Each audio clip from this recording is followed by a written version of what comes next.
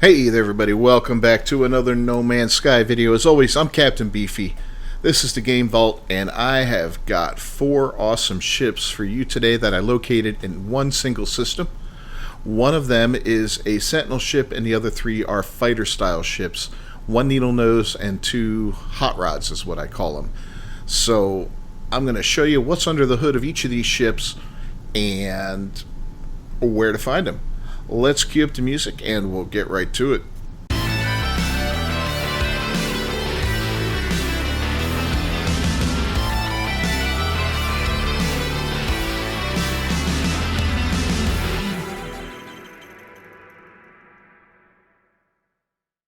Alright, so it's nighttime right now, but here's an aerial shot of the 4 ships.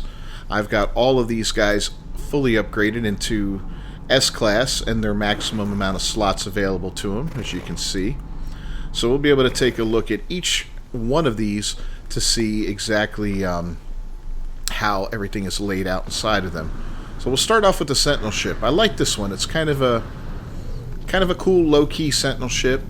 It's called the Aeron, I guess, is how you would pronounce that.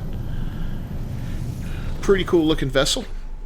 And it's got, here's all the basics here. 456.3 damage potential, 203.8 on the shield strength, hyperdrive is 642, which is solid, and maneuverability is 470.5. It's got all the basics in there. Nothing has been altered, nothing has been moved or anything like that.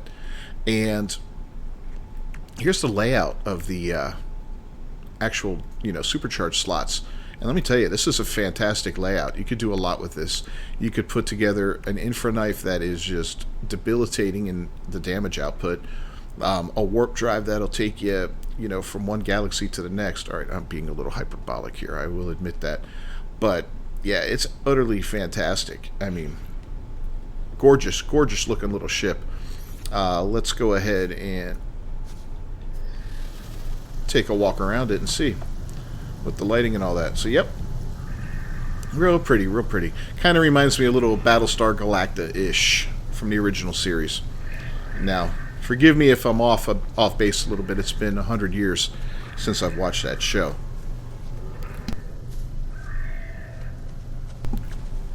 Alright, next one on the list.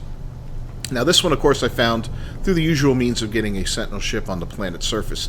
These other 3 I got in the actual space station. They all landed there.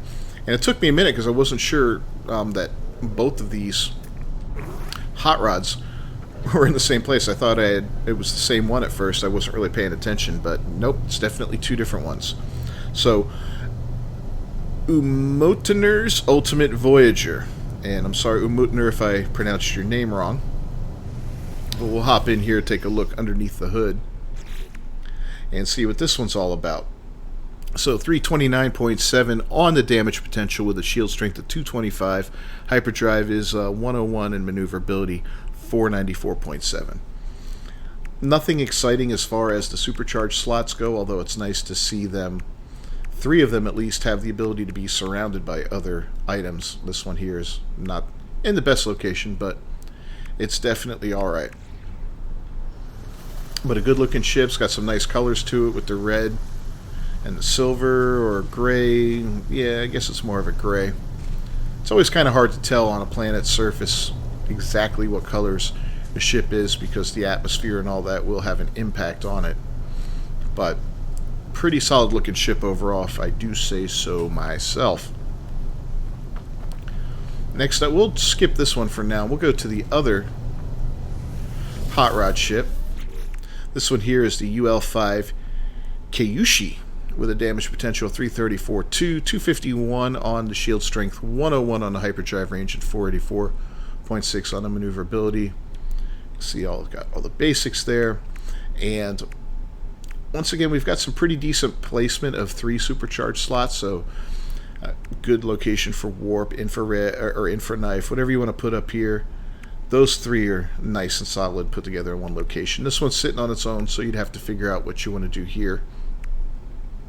But great looking ship. I do like the color on it. And oh, we got a big worm. That worm's very suggestive looking. So cool colors with the green and the yellow. I like the low slung wings on the side. You know, it's pretty solid. Gorgeous ship overall. And last but not least is the Reckless Nemesis CA6.